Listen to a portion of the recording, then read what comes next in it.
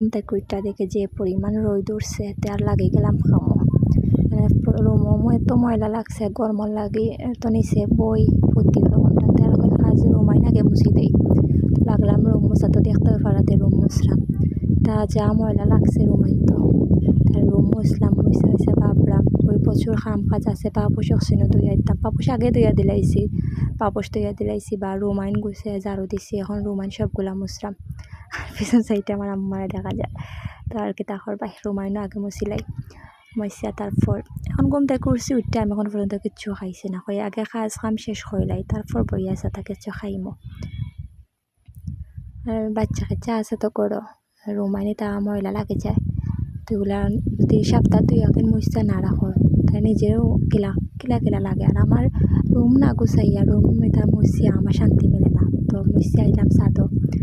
আইয়া মানে পাপুস ধুইয়া দিছিলাম মকসিন উল্টাইয়া দিলাম ওইটা এই যে রোদ উঠছে উল্টাই পাল্টাইয়া দিলে শুকাই যাব সকাল তার দিলে এরাম শুকাই তারার হয় সব কিছু আমি ধুইয়া দিছি বড়ই রোদের দিছি আর কাটলের বেশি সাইডটা আসলো ওখান ধুইয়াই না রোদের দিলাম কয়েকটার সময় তা করিয়া খাওয়া যাইব না আরও প্রচুর কাপড় আছে তা আমি সকালে ধুইয়া দিলাইছি আগে ঘুমটা কুইটা আগে কাপড় ধুইয়া দিছি সকাল ধুইয়া দিলে তো সকালে শুকাই দিব আর দেখো আকাশের